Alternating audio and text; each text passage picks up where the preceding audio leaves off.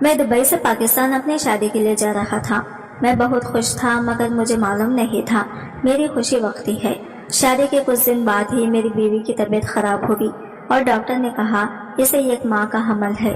یہ سن کر میرے پیروں تلے سے زمین نکل گئی۔ میری شادی کو ابھی بمشکل 10-12 دن ہی ہوئے تھے۔ غصے سے بیوی کا ہاتھ پکڑ کر گھر لایا، طلاق کی دھمکی دی تو بیوی نے ایسا سچ بتایا جسے سن کر میرے رونگٹے کھڑے ہو گئے۔ دن جیسے جیسے قریب آ رہے تھے میرا جوش بھی ویسے ہی بڑھتا جا رہا تھا۔ میرے جذبات نے خوب ہلچل مچا رکھی تھی۔ میرا بس نہیں چل رہا تھا کہ اڑ کر پاکستان پہنچ جاؤں۔ میں بہت خوش تھا، میری زندگی میں بھی خوشیاں آنے والی تھی۔ میں سعودیہ میں مقیم تھا اور 2 سال کے بعد پاکستان پہنچ جاؤں۔ میں بہت خوش تھا، میری زندگی میں بھی خوشیاں آنے والی تھی۔ میں سعودیہ میں مقیم تھا اور 2 سال کے بعد پاکستان واپس جا رہا تھا۔ میرے گھر والوں نے میری شادی طے کر دی تھی۔ اماں نے مجھے تصویر واٹس ایپ کر دی تھی اور لڑکی کی تصویر دیکھتے ہی میں پاگل ہو گیا تھا۔ وہ تصویر میں اتنی حسین اور معصوم دکھائی دے رہی تھی کہ اس کو دیکھ کر میرے دل کی دھڑکن رک سی گئی۔ میں سوچ رہا تھا وہ اصل میں تو اور بھی حسین دکھتی ہوگی۔ مجھے اپنی ہونے والی بیوی سے محبت ہو گئی تھی۔ میں نے سوچ لیا تھا کہ میں اپنی بیوی کو اتنا پیار دوں گا کہ وہ بھی مجھ سے محبت کرنے لگے گی اور میرا ساتھ پا کر بہت خوش ہوگی۔ میں نے اپنی ہونے والی بیوی کے لیے بہت سی قیمتی تحفے بھی خرید لیے تھے۔ مجھے آج بھی وہ دن یاد تھے جب ہم نے افلاس اور تنگی میں دن کاٹے اور غربت سے تنگ آ کر میں نے سعودیہ میں نوکری کی اور یہاں نوکری کرنے سے میرے گھر کے حالات بہتر ہوئے تھے۔ بڑی 3 بہنوں کی شادیاں ہوئی، گھر کی بھی مرمت ہوئی اور سارا گھر اچھے سے سجا لیا گیا، مگر اس سب میں میری ذات تو کہیں کھو کر رہ گئی تھی۔ اماں پہلے میری بہنوں کی شادیاں کرانا چاہتی تھی۔ مجھے دکھ تو بہت ہوتا تھا، مگر میں اپنی ماں کی مجبوری کو سمجھتا تھا، تبھی میں نے کوئی شکایت نہیں کی اور وہ جیسا کر رہی تھی ان کو ویسا کرنے دیا۔ اور اب آخر کار 10 سال کے بعد میری ماں کو میری شادی کا خیال آ گیا تھا، مگر مجھے خوشی اس بات کی تھی میری ماں نے میرے صبر کا صلہ مجھے اس طرح سے دیا ہے، میرے لیے انتہائی حسین اور معصوم سے لڑکی ڈھونڈی۔ اماں نے مجھے بتایا تھا کہ وہ لڑکی بہت باپردہ اور نیک ہے اور اب مجھے اپنی ہونے والی بیوی کے آنے کا انتظار تھا۔ اپنی دلہن کو سوچتے ہوئے میرے جذبات میں شدتیں بڑھنے لگی تھی اور پھر السا کر کے میری شادی کا دن بھی آ گیا۔ میری بیوی ثنا بھی آ کر میرے آنگن میں آئی تھی۔ اماں نے بالکل ٹھیک ہی کہا تھا، ثنا اپنی تصویروں سے کہیں زیادہ حسین تھی، وہ پریوں کی دیش سے آئی لگتی تھی۔ اس کا نازک سا سراپا بہت حسین تھا اور حسین نخوش کے ساتھ چہرے پر پھیلی معصومیت نے اس کے حسن کو مزید 4 چاند لگا دیے تھے۔ وہ بہت شرمائی اور گھبرائی ہوئی سی تھی، وہ بار بار اپنے ہاتھوں کو ایک دوسرے میں پیوست کرتی، اپنی گھبراہٹ پر قابو پانے کی کوشش کر رہی تھی اور اس کی ادائیں مجھے پاگل کر رہی تھی۔ تھوڑی بہت رسموں کے بعد بہنوں نے دلہن کو کمرے میں لے جا کر بٹھایا، پھر اماں نے مجھے ضروری ہدایت دیتے ہوئے سر پر ہاتھ پھیر کر دعائیں دی اور کمرے میں جانے کا بولا تو میں اماں کو تشکر بھری نظروں سے دیکھتا ہوا کمرے کی جانب بڑھ گیا۔ میری سانس سے بے ترتیب تھی اور میرے دل کی دھڑکن بہت زیادہ بڑھ گئی تھی۔ کمرے میں داخل ہونے کے بعد میں نے اپنی بیوی کو سلام کیا اور منہ دکھائی کا تحفہ دیا۔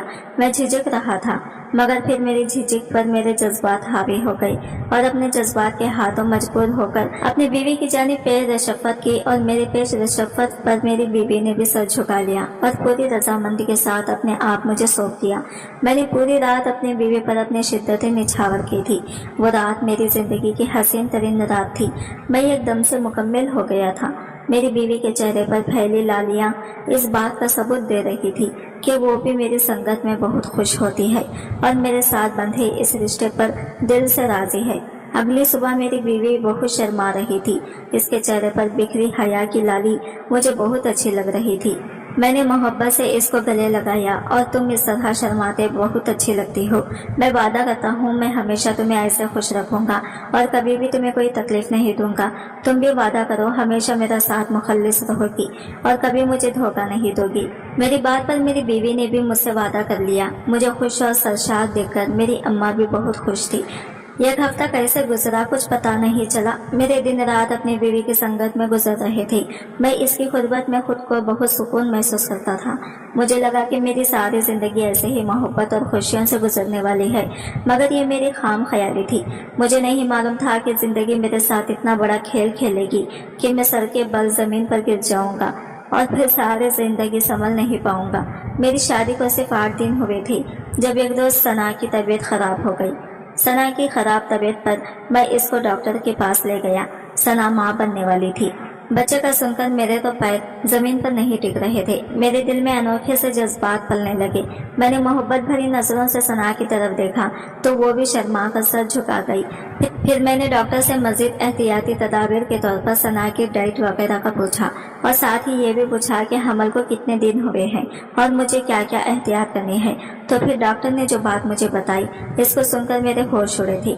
मैं फटी फटी आंखों से डॉक्टर की जानिब देख रहा था, जिसने मुझे बताया कि मेरी बीवी को 4 हफ्तों का हमल है और बज़ाहिर कोई परेशानी नहीं है, बस इसको खून की थोड़ी कमी है। मगर 4 हफ्तों का सुनकर मेरे वजूद के कई टुकड़े हुए थे।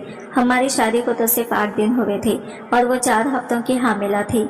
मैं बेयकीनी से सना को देखने लगा, जो डॉक्टरों की बात सुनकर खुद भी जल्जलों की जिद में लगी थी। और जब इसकी नजरें मुझसे मिली तो मेरी तरह इसकी आंखों में भी बेयकीनी थी। लेकिन फिर मेरे चेहरे पर फैली बेयकीनी और तकलीफ की तासीरात देखकर वो खौफजदा हो गई थी। मगर मुझे इस वक्त कुछ भी अच्छा नहीं लग रहा था। मेरा दिल कर रहा था कि मैं या तो खुद को मार दूं या अपनी बीवी का कत्ल कर दूं। मेरे साथ इतना बड़ा धोखा हुआ था और शराफत के नाम पर ऐसी लिखी मेरे पल्ले बांध दी गई, जो शादी से पहले ही हामिला थी। मैंने कभी किसी लड़की को नहीं देखा था और अपना सब कुछ अपनी बीवी पर लुटा दिया और वो किसी और के साथ ताल्लुक बनाकर मेरे पास आई थी। मैंने बामुश्किल खुद पर कंट्रोल किया और डॉक्टर से दवाओं का पर्चा लेकर कमरे से बाहर निकल आया। डॉक्टर भी मुझे हैरानी से देख रही थी। कुछ ही देर पहले मैं खुशी से मुस्कुराए जा रहा था और अब मेरी हालत ऐसी थी जैसे अभी गिर पड़ूंगा। सारा रास्ता हम खामोश रहे। मेरी बीवी मुझे कुछ कहना चाहती थी मगर मेरे चेहरे को देखकर खामोश रही, क्योंकि मेरे चेहरे पर इस वक्त बहुत खतरनाक तासरात मौजूद थे और मेरी बीवी शदीद खौफजदा हो चुकी थी। यकीनन अपना पोल खुल जाने पर अब वो डरी हुई थी। मुझे इसके वजूद से शदीद नफरत महसूस हो रही थी। मैं घर पहुंचा तो अम्मा हमारी मुंतजिर थी। उन्होंने पूछा डॉक्टर ने क्या कहा है, तो मैंने सर से लहजे में कहा कि बच्चा होने वाला है। और इस बात पर मेरी माँ इतना खुश हुई थी कि एक पलकों में सब भुलाकर अपनी माँ की खुशी देखने लगा। सारी जिंदगी मेरी माँ ने जिस तकलीफ और अजियत काई थी, इससे मैं अच्छी तरह वाकिफ था। यही वजह थी कि अब जब मेरी माँ बहुत खुश थी तो मैं इसे रोक नहीं सका। मुझे समझ नहीं आ रही थी कि मैं क्या करूं। अगर मैं ये बात घर वालों को बताता तो मेरी माँ यकीनन ये सदमा ना समा पाती। तभी बहुत दिन सोच विचार करने के बाद मैंने ये फैसला किया और अपनी बीवी से कहा, तुम्हारी किस्मत अच्छी है कि मुझे अपनी माँ से बहुत प्यार है और इसकी खुशियाँ मुझे बहुत अजीज हैं और मैं नहीं चाहता इसकी ये खुशियाँ खत्म हो। अपनी माँ की खातिर मैं तुम्हारे गलीज वजूद को और इस आने वाले गंद को बर्दाश्त करूंगा। मैं सऊदीया जा रहा हूँ और अब कभी वापस नहीं आऊंगा और ना ही तुम कभी मुझे बुलाने की कोशिश करना। तुम्हें खर्चा पानी मिलता रहेगा। जो तकलीफ तुमने मुझे पहुँचाई है, इसके बाद से तो मेरा औरत जात से यकीन उठ गया है। तुम जैसी औरत के साथ जिंदगी गुजारने से बेहतर है कि मैं सारी जिंदगी तन्हाई गुजार लूँ। बस इतनी मेहरबानी करना कि जिस औरत की खुशियों की खातिर तुम्हारा घर टूटने से बच गया है, इसकी खिदमत दिल से करना और इसे कभी भी कोई परेशानी ना होने देना और हो सके तो यह बात भी मेरी माँ से छुपाए रखना, वरना वो ये सदमा कभी भी नहीं सह पाएगी। और अगर मेरी माँ कुछ हुआ तो वो दिन तुम्हारा इस घर में आखिरी दिन होगा। तुम्हारे बूढ़े वालिदैन का लिहाज करके मैं कोई शोर शराबा नहीं करता, मगर तुम मुझसे किसी अच्छाई की तोहफा मत रखना। इतना बोलकर मैं कमरे से निकल आया। मेरी बीवी ज़ारो ज़ार रो रही थी, मुझे कुछ कहना चाहती थी मगर मैं इसकी कोई भी बात सुनने को तैयार नहीं था। वो जब भी मुझसे बात करने लगती, मैं इसे सख्ती से टोक देता और अपने से दूर होने का कहता। मेरे अचानक वापस जाने पर अम्मा बहुत हैरान थी, क्योंकि इनके ख्याल में मैं 4 महीने की छुट्टी लेकर आया था और अभी तो बामुश्किल 20 दिन ही हुए थे। मगर मैं अपनी माँ को क्या बताता, जो क़यामत मुझ पर गुजर चुकी थी। इसके बाद यहाँ रुकना मेरे लिए नाकाबिले कबूल था। मुझे लग रहा था कि अगर मैं एक दिन भी मजीद यहाँ लगाता तो मेरे दिमाग की रगें फट जानी थी। मैंने माँ से झूठ बोला कि कंपनी में कोई मसला हुआ है, मुझे बुला रहे हैं। अगर मना किया तो मेरी नौकरी खत्म हो जाएगी। और नौकरी खत्म होने की बात पर मेरी माँ को बिल्कुल चुप लग गई। इस वक्त एक मैं ही था जो पूरा घर चला रहा था। मेरा और कोई भाई था नहीं और अभी 2 बहनें और भी कुंवारी बैठी थी। ऐसे में इतनी बेहतरीन नौकरी से हाथ धो बैठता तो हमारे घर में भी फिर से फाके शुरू हो जाने थे। अगले रोज मेरी रवानगी थी। मैं रात को सहन में बैठा सिगरेट फूंक रहा था और अपने घर को हसरत से देख रहा था। ये रात मेरी इस घर में आखिरी रात थी। मैं अब कभी पाकिस्तान नहीं आना चाहता था, क्योंकि हमारे हक में यही बेहतर था। کہ نہ میں واپس آنا، میری برداشت نہ ختم ہوتی ہے اور میں یہ تعلق ختم کرتا اور نہ پورے خاندان میں یہ بات پھیلتی کہ میں نے ایک ایسے لڑکے سے شادی کی جو شادی سے پہلے ہی حاملہ ہو چکی تھی۔ میں سگریٹ پھونکتے ہوئے اپنے نصیب کو رو رہا تھا جب مجھے اپنے پاس قدموں کی آہٹ سنائی دی۔ میں نے سر اٹھا کر دیکھا تو ثنا میرے پاس کھڑی تھی۔ اس کی آنکھوں سے آنسو روان روان تھے۔ میں نے نفرت سے منہ پھیر لیا اور اس سے پہلے کچھ کہتا ثنا میرے قدموں میں بیٹھ گئی اور ہاتھ جوڑ کر بولی، خدا کے لیے اب تو آپ واپس جا رہے ہیں تو کم سے کم ایک بار مجھے بھی بولنے کا موقع دیں تاکہ میں اپنی صفائی میں کچھ کر سکوں۔ میں نے آپ کی اتنی محبت دیکھی ہے کہ نفرت صحیح نہیں جا رہی۔ آپ ایک بار میری بات تو سن لیں۔ اور میں حیرت سے ثنا کی طرف دیکھنے لگا کہ اتنا کچھ ہو جانے کے بعد بھی وہ مجھ سے یہ چاہ رہی تھی کہ میں اس کی باتوں کا یقین کروں اور اس کے بے گناہ ہونے کو مان لوں، جبکہ ایسا ممکن ہی نہیں تھا۔ وہ حاملہ تھی اور اتنی بڑی بات کے بعد وہ کیسے کہہ سکتی تھی کہ وہ بے گناہ ہے؟ مگر میں خاموش رہا اور میری خاموشی کو غنیمت جان کر ثنا بولنے لگی، میں جانتی ہوں آپ کو بہت تکلیف ہوئی ہے۔ آپ نے تو اپنی محبتیں مجھ پر نچھاور کی تھی اور مجھے بتایا تھا کہ میں آپ کی زندگی میں آنے والی پہلی اور آخری لڑکی ہوں اور آپ کو مجھ سے پیار ہو گیا ہے۔ میں بھی آپ کا ساتھ پا کر بہت خوش ہوئی۔ میرا یقین کریں آپ بھی میری زندگی میں آنے والے پہلے اور آخری مرد ہیں۔ مجھے پتا ہے یہ خبر سن لینے کے بعد آپ کو کبھی میری ذات کی بے گناہی کا یقین نہیں آئے گا، مگر پھر بھی میں چاہتی ہوں کہ آپ ایک بار میری بات سنیں۔ خدا گواہ ہے کہ میں نے آج تک کبھی کسی نامحرم مرد سے تعلق نہیں بنایا۔ میں ہمیشہ پردے میں رہی ہوں اور اب آپ سے زیادہ اذیت میں ہوں کہ یہ سب کیسے ہو گیا، میں کیسے حاملہ ہو گئی۔ میرا یقین کریں میں نے کبھی کسی مرد سے تعلق نہیں رکھا۔ میں خود بھی نہیں جانتی یہ سب کیا ہے۔ میں بالکل بھی جھوٹ نہیں بول رہی۔ میری زندگی میں آنے والے پہلے مرد آپ ہیں۔ آپ کی قربت میں ہی میں مرد کے لمس سے پہلی بات آشنا ہوئی تھی۔ ثنا بلک بلک کر رو رہی تھی اور میں حیرت سے اسے دیکھ رہا تھا۔ وہ اتنی ڈھٹائی سے خود کو معصوم ثابت کر رہی تھی۔ میں نے غصے سے اس کو جھٹکنا چاہا مگر اس کی آنکھوں کو دیکھ کر ایک پل کے لیے تھم سا گیا۔ ان چند دنوں میں اس کی چمکتی آنکھوں میں ویرانیاں اتر آئی تھی۔ اس کا گلاب چہرہ زرد پتے کی مانند ہو رہا تھا۔ بھرے بھرے خوبصورت ہونٹ اس وقت پیڑی زدہ ہو رہی تھی۔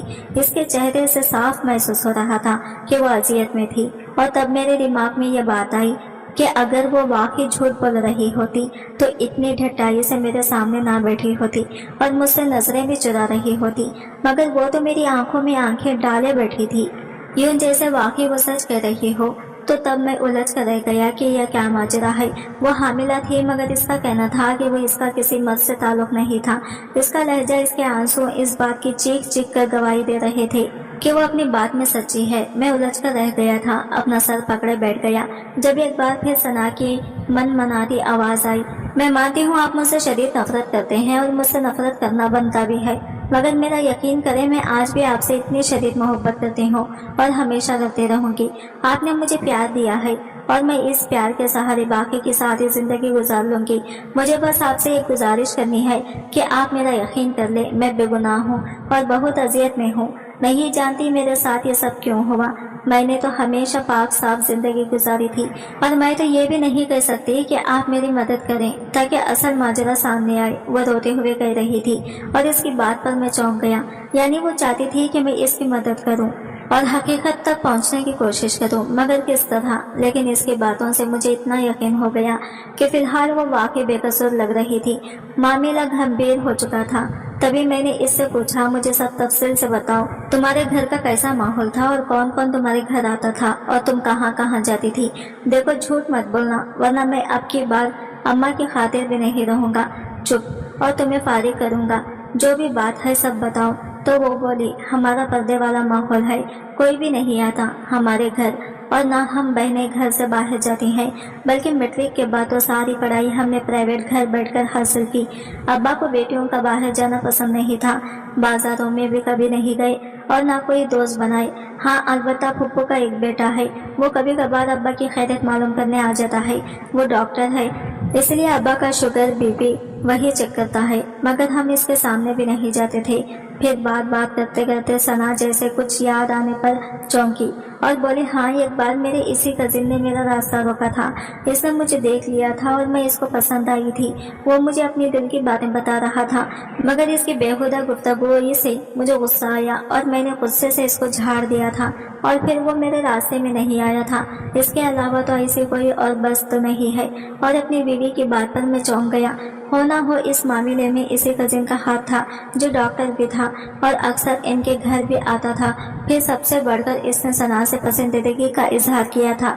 मैं कुछ सोचते हुए बोला, मुझे अपने कजिन का एड्रेस बताओ। मेरी बात पर सना चौंक गई और फिर जल्दी से इसका एड्रेस नंबर वगैरह नोट कराया। मैंने अपने एक दोस्त से राबिता किया जिसका बहनों भी पुलिस इंस्पेक्टर था और बहुत ईमानदार और शरीफ पुलिस वाला था। मेरे दोस्त ने मेरी मुलाकात अपने बहनों से कराई। मैंने इस पुलिस वाले को सारी बात बताई तो मेरी बात सुनकर वो बोला, आपका शक बिल्कुल दुरुस्त है। अगर आपकी बीवी इस बात से अनजान है कि वह हामिला कैसे हुई और वो वाकई शरीफ है तो फिर यकीनन इस डॉक्टर कजिन ने कोई गेम खेली है। खैर जो भी है सच सामने आ जाएगा। मुझे इजाजत दे तो मैं आपकी बीवी से कुछ सवाल करना चाहता हूँ। मैंने इजाजत दे दी तो इंस्पेक्टर ने सना से कुछ सवाल किए और फिर सना के कजिन पास पहुँच गई। वो इस वक्त अपने क्लिनिक में बैठा था।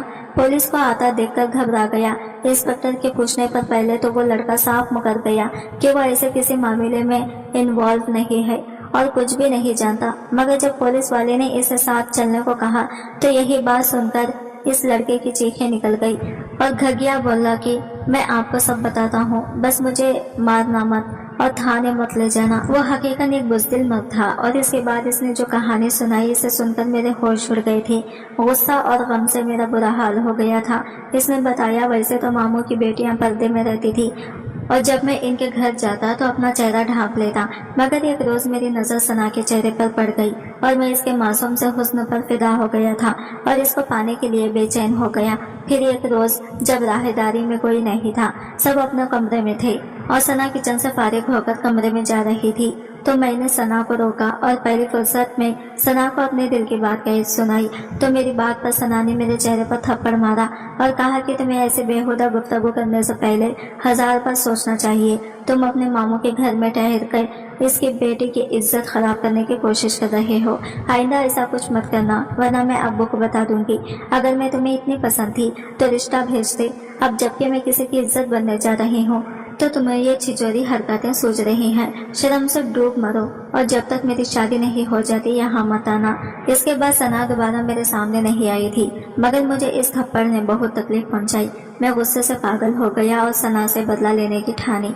मैं डॉक्टर था इसलिए एक रोज बहाने से खाने के वक्त पहुंच गया और मामू की परहेज़ी खाने का बहाना बनाकर किचन में जा घुसा। मुझे मालूम था कि मेरे किचन में घुसते ही लड़कियां वहां से फौरन चक्कर हो जाएंगी और वही हुआ था। सना और इसकी बहनें वहां से फौरन निकलकर कमरे में चली गई।